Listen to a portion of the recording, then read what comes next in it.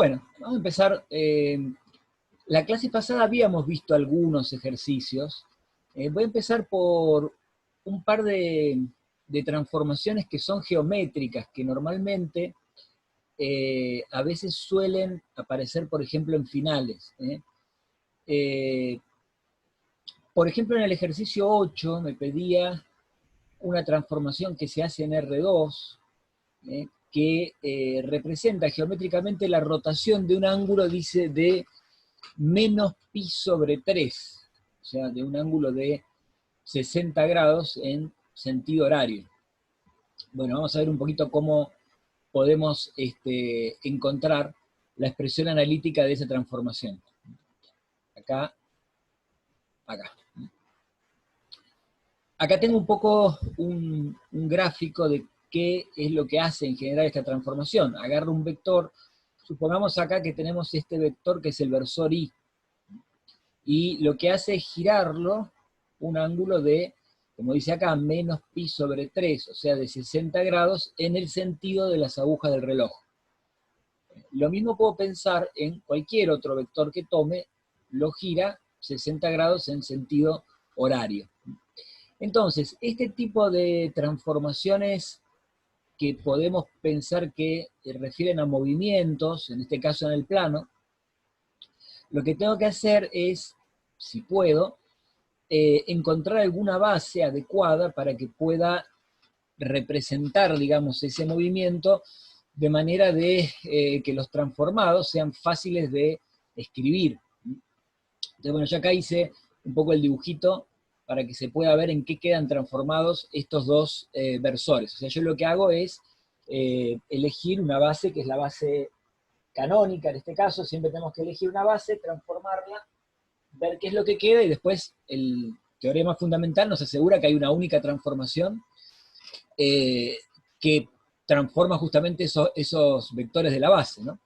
Entonces fíjense, por ejemplo, yo uso la base canónica, entonces transformo primero el versor I, el 1, 0. ¿En qué se transforma? Bueno, me quedó en este vector verde que está apuntando hacia abajo, digamos, ¿no? Entonces me fijo, este vector verde, ¿qué coordenadas tiene? O qué componentes tiene, digamos. Y podría pensar para eso en un triangulito, vamos a suponer acá, algo así, acá, ¿no? Un triangulito rectángulo, obviamente, digámosle algo así. Y entonces me fijo, a ver, lo que sería la primer componente, la componente horizontal, vamos a decir, yo puedo pensar, bueno, esta componente es el cateto adyacente a este ángulo que es el de menos pi sobre 3, ¿está bien?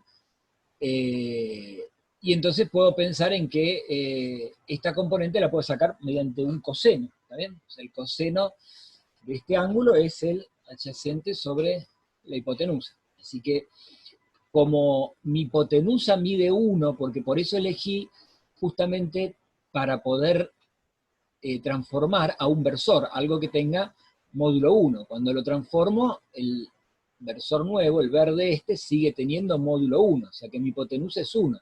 Este es el adyacente, por lo tanto puedo pensar que esto mide, esto que voy a poner en rojo, de acá hasta acá, esto mide coseno de pi sobre 3. Ahora, coseno de pi sobre 3, el coseno es una función par, o sea que coseno de pi sobre 3 es lo mismo que coseno de menos pi sobre 3. Y en este caso, como estoy trabajando con un ángulo para rotar todo de menos pi sobre 3, es que yo puse acá entonces coseno de menos pi sobre 3. ¿Qué pasa con la otra componente de ese vector transformado? Y bueno, esta componente, por lo que veníamos hablando recién, como la hipotenusa mide 1, porque es un versor esto, entonces esto está representado por el seno, ¿está bien? Fíjense que esa componente del vector verde, ¿no?, es negativa. Entonces, puedo escribir que es el, digamos, en módulo, esto mide el seno de pi sobre 3. Pero como es negativa, entonces la componente le pongo seno de menos pi sobre 3. Así que ahí tengo entonces el transformado del versor I.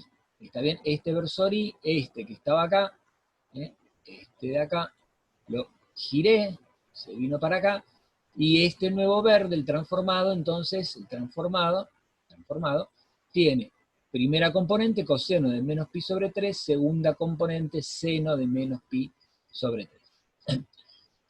Ahora voy a transformar el otro, voy a transformar el versor J, transformo el 0,1. Sé que geométricamente la idea es que va a girar un ángulo de 60 grados en sentido horario. Entonces me queda nuevamente este vectorcito verde, ¿no? Vamos a ponerlo así. Me queda este que está acá. Bueno, entonces, ahora me fijo qué componentes tiene este vector verde que está acá. Entonces tenemos, por un lado, fíjense que tenemos, vamos a ver la componente, primero vamos a ver la componente vertical, que es más fácil de ver. Fíjense que esta componente de acá, esto, que estoy poniendo acá, es lo mismo, lo que mide, digamos, que lo que mide si lo pongo acá. Bueno, acá quizás se vea mejor, porque podría ser acá otro triangulito rectángulo, por ejemplo, este que está acá, digamos, ¿no? Entonces, la componente vertical del transformado, la voy a poner acá para que se vea mejor, digamos que acá está el ángulo marcado ya. De vuelta, puedo pensar que es un coseno de este ángulo, ¿está bien? ¿Por qué? Porque es el cateto adyacente, lo que a mí me está midiendo de componente es el cateto adyacente al ángulo este de menos pi sobre 3. Entonces puedo poner que la componente, la segunda componente, la que sería vertical, es el coseno de menos pi sobre 3. Puedo pensarlo diciendo, bueno, es el coseno de este ángulo mide 60 grados, digamos, pero el coseno de 60 es igual al coseno de menos 60. Entonces lo pongo como coseno de menos pi sobre 3, digamos, de menos 60 grados, para poder seguir trabajando con, siempre en función del ángulo que me dijeron a mí que quiero que se rote, digamos, ¿no? Y vamos con la componente, voy a borrar un poquito las otras, vamos con la componente horizontal de ese segundo vector transformado. Esto vamos a borrarlo un poquito. Este vamos a borrarlo un poquito. Ahí. Y quiero ver esta que está acá, la horizontal. Bueno, de vuelta ahí está el seno dando vueltas, ¿no? O sea, digo, bueno, este es el seno del ángulo. ¿El seno de qué ángulo? De 60. Pero resulta que, y fíjense que la componente es positiva, ¿no es cierto? Fíjense que si la pusiera abajo, por ejemplo, si yo la pusiera acá, queda bien claro que esta componente horizontal es positiva. O sea que esto sería, ¿cuánto mide? Y el seno de pi sobre 3. Pero yo lo quiero poner, esa componente, en función, digamos, de menos pi sobre 3. Entonces ahora puedo pensar, bueno, justamente el seno es una función impar, o sea que yo sé que, por ejemplo, el seno de x, bueno, en verde no sé si va a ver mucho, pero vamos a ponerlo en negro. El seno de x es igual al menos seno de menos x. ¿Ven? Esta propiedad porque es justamente el seno una función impar, ¿no? Entonces yo digo, si esto mide el seno de pi sobre 3, es lo mismo que decir, vamos a ver si lo puedo sacar acá, esa liñita mide el seno de pi sobre 3, es lo mismo que decir que es el menos seno de menos pi sobre 3. Explico esta propiedad de que el seno es impar. ¿Para qué quiero hacer eso? Para tener mis transformados todos como valores de funciones trigonométricas evaluadas en menos pi sobre 3. Entonces en todos lados me apareció menos pi sobre 3. Una vez que tengo los transformados de la base, el resto ya es fácil, porque ¿qué es lo que tenemos que hacer? Bueno, tomamos un vector genérico del dominio, esto era R2, eso justamente usé la base canónica, así que las componentes del vector genérico, acá, xy, de R2, son a su vez las coordenadas de la base canónica. Aplico la transformación, cuando aplico la transformación, estos escalares, x e y, se preservan en la transformación y quedan multiplicando a los transformados de los versores. Los transformados de los versores son los que acabamos de analizar que quedaban en función de estos cosenos y senos. Y estos son valores fijos, tanto, digamos, tanto los senos como los cosenos de menos pi sobre 3 son valores que los podemos calcular o que los conocemos, digamos. Con lo cual ahí ya tenemos directamente entonces, una vez que evaluamos tanto el seno como el coseno en menos pi sobre 3, tenemos entonces ya nuestra expresión analítica de la transformación que nos pedía. ¿Sí? Bien, entonces ahí tengo un caso de un ejemplo geométrico que quería que viéramos. Vamos a ver otro ejemplito, por ejemplo, en este caso uno también geométrico, pero de R3. Acá lo que me dicen es que tengo que hallar la expresión analítica de una transformación en R3, o sea que va de R3 en R3. Voy a hacer la primera reflexión respecto del plano XY. La reflexión respecto del plano XY es una simetría, digamos, respecto de un plano, ¿no? Es un movimiento especular, digamos, como si fuera de un espejo. Bueno, y entonces, ¿qué tengo que hacer? Tengo que hacer algo similar a lo que hacíamos antes. Voy a tomar una base de R3 y voy a buscar los transformados. Pero tengo que elegir una base que sea conveniente para mí. Como la reflexión es respecto del plano, entonces lo que me conviene, respecto al plano XY. Por ejemplo, yo acá hice el gráfico, este sería mi planito XY, y necesito una base de R3. Entonces, por ejemplo, una cosa que puedo hacer es tomar dos vectores, que son los vectores violetas acá, que están en el plano. ¿Y por qué? Y porque esos cuando los transforme quedan invariantes, quedan como están, digamos. ¿No? Entonces, es como si, por ejemplo, estuviera en R2 en una simetría axial. Entonces yo sé que un vector que está sobre el eje de simetría, ese, cuando aplico la simetría, queda invariante. Bueno, acá también, ¿no? Cuando estoy haciendo una reflexión respecto de un plano, los vectores del plano quedan como están. Entonces tomé, por ejemplo, el vector 0,01, que sería el versor K, este que está así, y ese, cuando lo transformo, queda como está, porque está en el plano de simetría, digamos. Y después tomé otro vector que es el 1, 1, 0, este que está, digamos, saliendo de la página, que está con la manito acá señalando, ese también queda como está. Y finalmente tengo que elegir un tercer vector. Ahí puedo elegir cualquiera, que obviamente no está en el plano, ¿no? Porque si estuviera en el plano tendría tres vectores LD, no tendría una base. Entonces necesito un vector que no esté en el plano. Elegí este vector amarillo, que fíjense que es el 1 menos 1, 0, el que yo elegí. Bueno, ¿por qué elegí este? Porque este 1 menos 1, 0, fíjense que es el plano que yo tenía, es x igual y, o lo que es lo mismo, x menos y igual 0. Por lo tanto, un vector normal asociado a este plano es el 1 menos 1, 0. O sea que este es un vector normal. ¿Y por qué quiero uno que sea ortogonal al plano? Y bueno, porque yo sé que cuando haga la reflexión, va a quedar el reflejado de este, va a quedar en la misma recta y va a ser el opuesto. O sea, el opuesto en el sentido de que va a tener las coordenadas opuestas, ¿no? La de x, que era 1, ahora va a ser menos 1, no está dibujado acá, estaría detrás del plano, digamos, ¿no? Este 1 pasa a ser menos 1, y la coordenada de y, que es menos 1, pasa a ser 1. O sea, exactamente pasa a ser el vector opuesto. Eso lo puedo saber, digamos, lo puedo pensar a partir de que elegí justo uno que es perpendicular al plano, ¿no es cierto?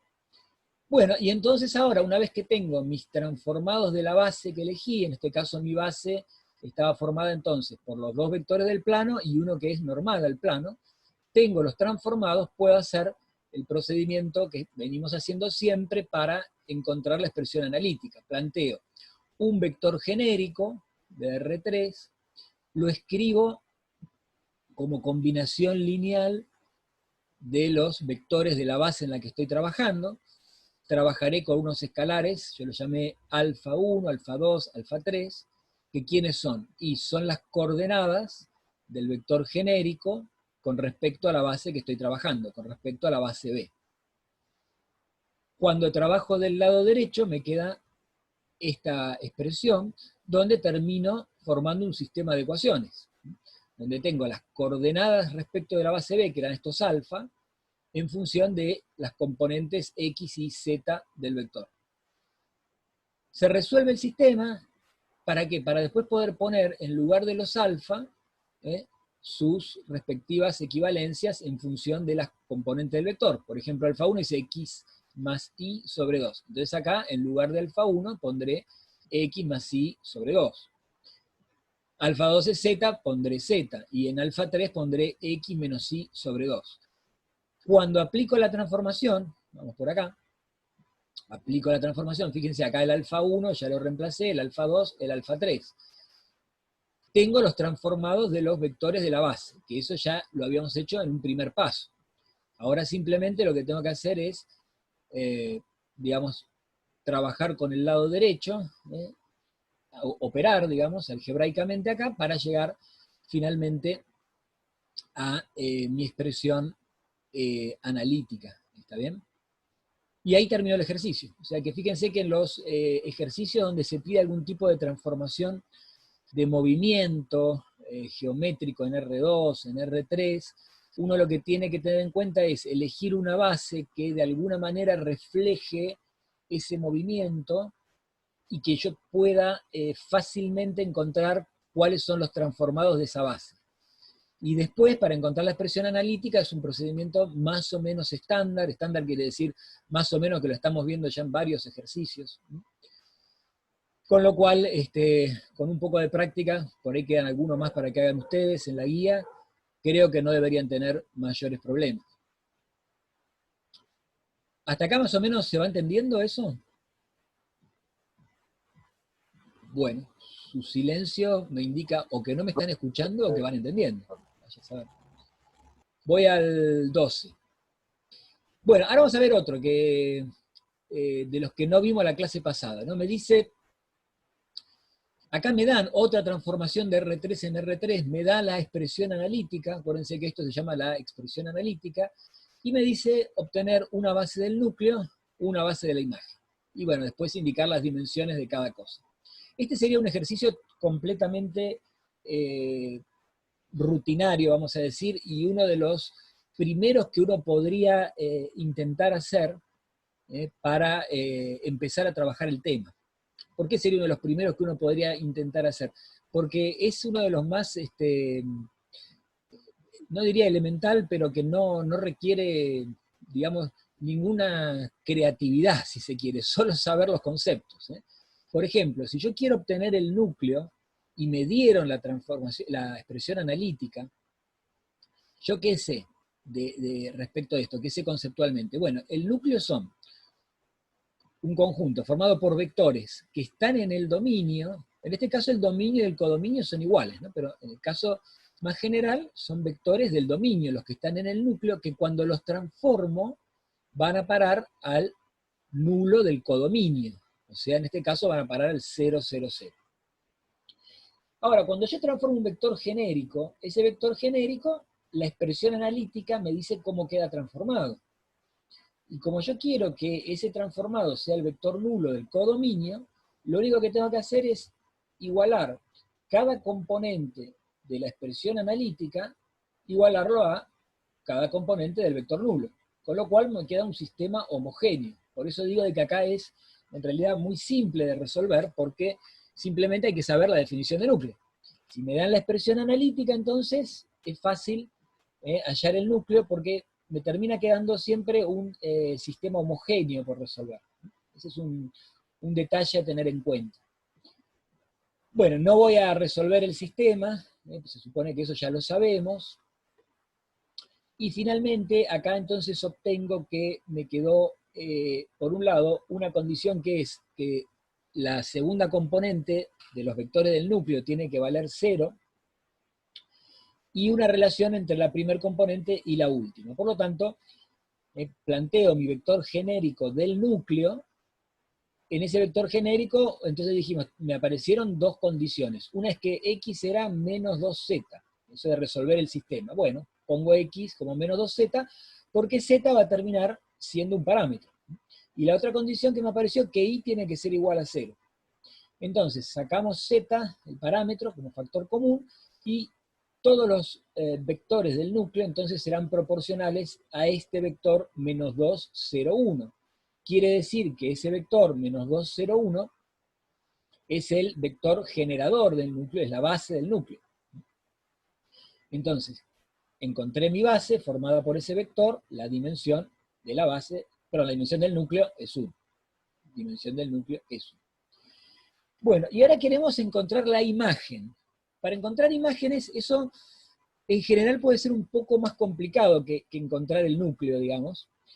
Vamos a ver una forma totalmente general de poder encontrar una imagen de una transformación lineal, ¿no? Hay distintos caminos para encontrar imágenes. Yo les voy a mostrar en 2 ejercicios distintos, 2 caminos distintos. Empecé con este, que es la forma más genérica que uno puede encontrar una imagen que sirve para cualquier espacio en el que esté trabajando, ¿no?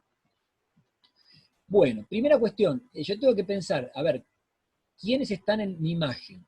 En la imagen hay vectores que son del codominio, en este caso, acuérdense que el dominio y el codominio eran iguales, eran R3, ¿no?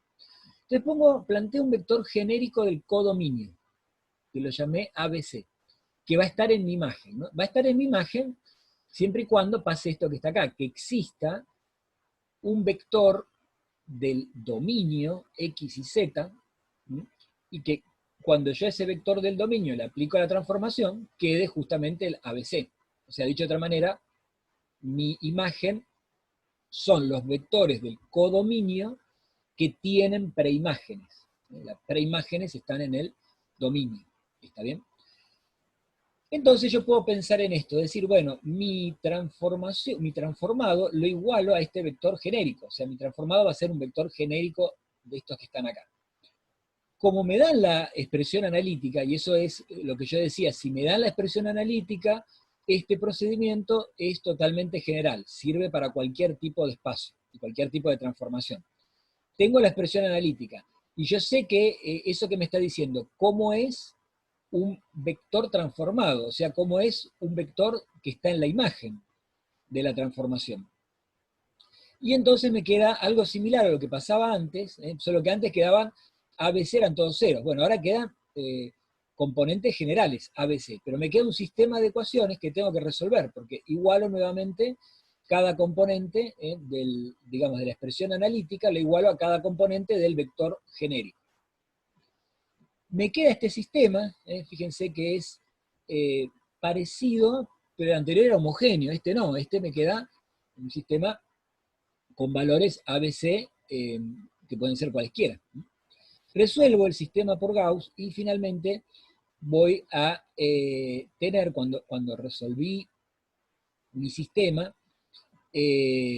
por un lado, relaciones entre estas componentes ABC, y resulta que este sistema tiene que ser compatible, porque justamente la transformación existe.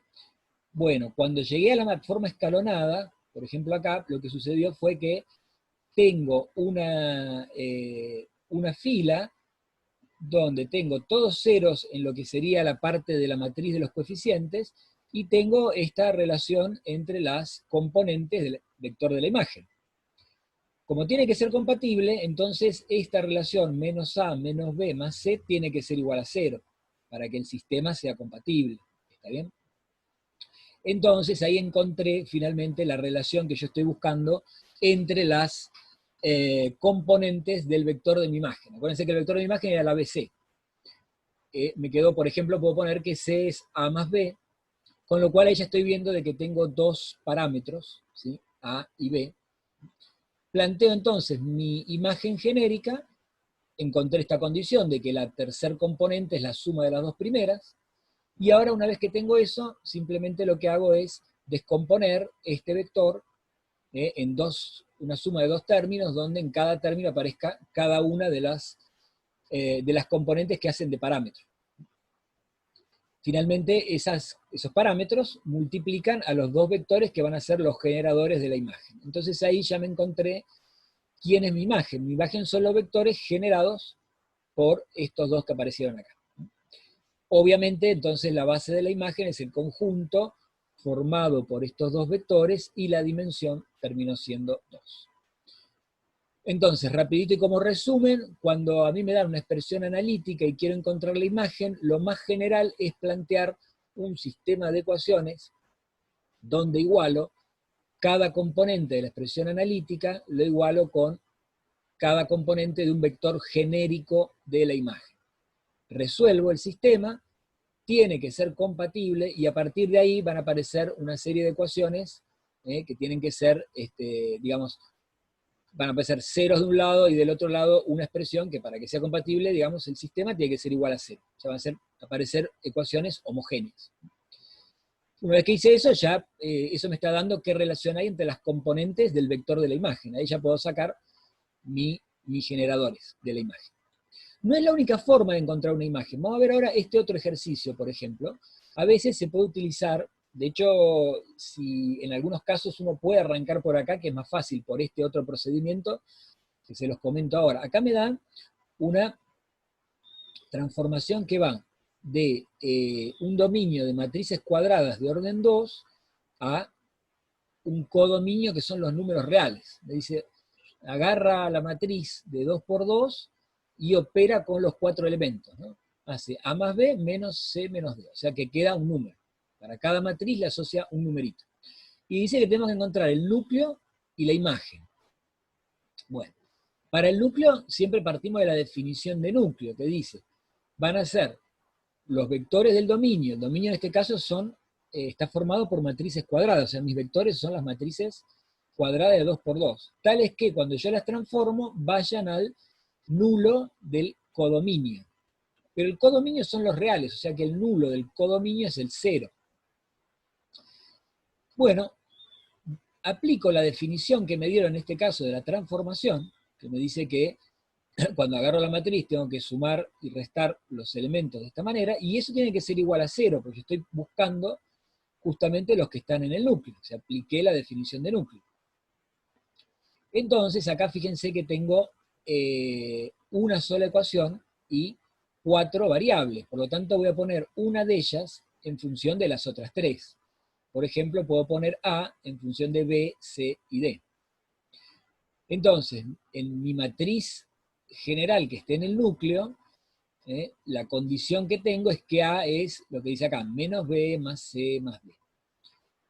Entonces reemplazo mi A por esa combinación de valores de B, C, D, y con esto ya tengo una matriz genérica del núcleo. ¿Qué es lo que hago? Utilizar B, C y D como parámetros. Entonces voy a tener que descomponer esta matriz general en una suma, una combinación lineal de matrices donde los escalares de esa combinación lineal van a ser justamente los parámetros que veríamos trabajando acá. Y esos parámetros van a multiplicar, en este caso, a 3 matrices. Esas 3 matrices van a ser la base del núcleo. ¿Está bien? Entonces, una vez que hice eso, me quedó que la base del núcleo está formada por estas 3 matrices. Quiere decir que el núcleo tiene dimensión 3. Bueno, y entonces ahora cuando me pide hallar la imagen, que era lo que me pedía acá, dice tener una base del núcleo y una de la imagen. Bueno, vamos a hallar la imagen. La imagen puedo, y esto es lo que yo le decía, como otro camino alternativo para imágenes, y en algunos casos es fácil de ver si se puede usar o no este método, digamos, ¿no? Usar el teorema de las dimensiones. O sea que esta sería otra forma de poder encontrar imágenes. Pensar en el teorema de las dimensiones. El teorema de las dimensiones me dice que la dimensión del dominio de la transformación, en este caso, mi dominio, ¿se acuerdan que eran las matrices reales de 2 por 2? O sea que el dominio tiene dimensión 4. Y el teorema decía, la dimensión del dominio es igual a la dimensión del núcleo más la dimensión de la imagen. La dimensión del núcleo la tenemos, la encontramos recién, es 3. Por lo tanto, para que se cumpla el teorema de las dimensiones, la dimensión de la imagen tiene que ser 1. Pero como resulta que mi codominio eran los reales, entonces quiere decir que mi imagen coincide con mi codominio. ¿Está bien? Porque los reales, la dimensión es 1. Entonces, a partir, fíjense, del teorema de las dimensiones, obtengo información sobre qué pasó con la imagen. Me quedó que la dimensión de la imagen es 1, que es igual a la del codominio. Por lo tanto, la imagen coincide con el codominio, o sea que la imagen son los reales. En este caso, fíjense que lo que sucedió es que la función es, en la clasificación que vimos la clase pasada, sería una función sobreyectiva. Cuando acá las transformaciones son sobreyectivas, se dice que es un epimorfismo. Un epimorfismo, ¿no? Y si tuviera que elegir una base de la imagen, bueno, una base de la imagen son los reales. Entonces una base de la imagen es un conjunto formado por cualquier número real que no sea el cero. Entonces, si yo tuviese que escribir una base de la imagen, acá borré bueno, lo voy a escribir acá en el pizarroncito copiando la Yalil. Acuérdense que la imagen, ¿quién era? Y la imagen de T eran los reales, dijimos, ¿no? Imagen de T quedó el codominio, quedó R. Bueno, entonces yo quiero una base de la imagen, que sería como decir una base de R. Bueno, entonces esto puedo pensar que cualquier número que no sea el 0 me genera todos los números reales, ¿no? Por ejemplo, el 1. Entonces ahí tengo una base de la imagen. Por ejemplo, el 1 sería una opción, ¿no? Porque acá pedía una base de la imagen. Bueno, voy a ir a otro. Vamos a ir acá al 17. Estas son algunas demostraciones que son relativamente simples. Vamos a ver, por ejemplo, este dice, pruebe que la transformación lineal identidad de un espacio, digamos, toma vectores de un espacio cualquiera, B, y los deja invariantes, porque la identidad deja al vector como está, digamos, ¿no? Por lo tanto, el codominio también es B. Dice que la transformación identidad es biyectiva, para cualquier espacio vectorial B. Bueno, vamos a ver cómo lo podemos demostrar esto, ¿no? Primera cuestión que tendría que pasar es decir, bueno, vamos a ver que después incluso no hace falta demostrar las dos cosas que vamos a demostrar acá, con una sola es suficiente, ¿no? Tiene que ser inyectiva y sobreyectiva. Para que sea inyectiva, ¿se acuerdan que era lo que a veces le dicen 1 a 1, ¿no? O sea que cada vector del dominio tiene una imagen distinta. Y eso en particular lo que tiene que pasar entonces es que el núcleo de la transformación, acá la transformación la llamaron F, que el núcleo de la transformación tiene que estar formado únicamente por el vector nulo de B. O sea, tiene que haber un solo elemento, que es el vector nulo de B, cuya imagen va a ser el propio vector nulo de B, ¿no? Vamos a verlo, ya que estamos eso, lo vemos acá, la demostración. Fíjense, yo quiero aplicar la definición de núcleo. Entonces digo, un vector que esté en el núcleo, este B de núcleo, cuando lo transformo, va al nulo del codominio. Pero resulta que el dominio y el codominio son iguales, o sea que acá un vector del núcleo, cuando lo transformo, va al 0 de B, al vector nulo de B. Ahora bien, resulta que cuando yo aplico la transformación es la identidad, con lo cual el vector que yo uso transformado queda el mismo. Fíjense, el transformado de un vector del núcleo queda el vector del núcleo. Y esto, dijimos, tiene que ser igual al nulo de B, que es el nulo del codominio. Pero el nulo del codominio es igual al nulo del dominio. Entonces quiere decir que el núcleo está formado únicamente, acá me dice, los vectores del núcleo, ¿quiénes son? 0B, o sea, el nulo de B. Quiere decir que mi núcleo está formado únicamente por este vector. Y esta era una propiedad que tenían, digamos que es una forma fácil de ver si una transformación es inyectiva. Si el núcleo está únicamente conformado por el vector nulo del dominio, que en este caso coincide con el vector nulo del codominio, porque estamos en el mismo espacio, entonces es inyectiva. Quiere decir que esta transformación es inyectiva. Tendríamos que ver también si es sobreyectiva para que sea biyectiva.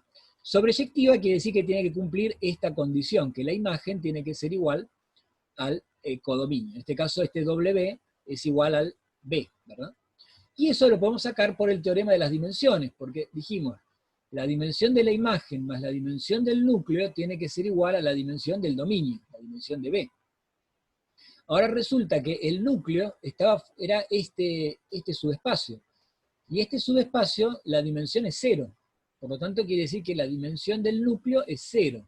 Entonces, la dimensión de la imagen coincide con la dimensión de B. Pero, ¿B quién era? Y era el codominio acá. O sea, es el dominio y es el codominio. En particular, el codominio es B, por lo tanto la dimensión de la imagen coincide con la dimensión del codominio. Quiere decir que la imagen es igual al codominio, y entonces quiere decir que se cumple la definición de sobreyectividad. Por lo tanto, demostramos que es inyectiva y demostramos que es sobreyectiva. Quiere decir que es biyectiva. Bueno, y el último que les quiero mostrar es uno que está un poco relacionado con el anterior, un poco nomás, que dice lo siguiente: demuestre que si yo tengo una transformación lineal de Rn en Rn, o sea, de un espacio del tipo Rn en sí mismo, dice, es una transformación lineal inyectiva si solo si es sobreyectiva. O sea, traducido dice que que sea la transformación inyectiva equivale a que sea sobreyectiva. Bueno, vamos a demostrar eso. Entonces vamos a ver, por ejemplo, la transformación sobreyectiva quiere decir que mi imagen coincide con mi codominio. Mi codominio en este caso es Rn. Y si es inyectiva, el núcleo de la transformación tiene un solo elemento que es el vector nulo del dominio. Bueno, entonces con eso podemos aplicar de vuelta, digamos, es un caso más generalizado de lo que vimos antes, ¿no?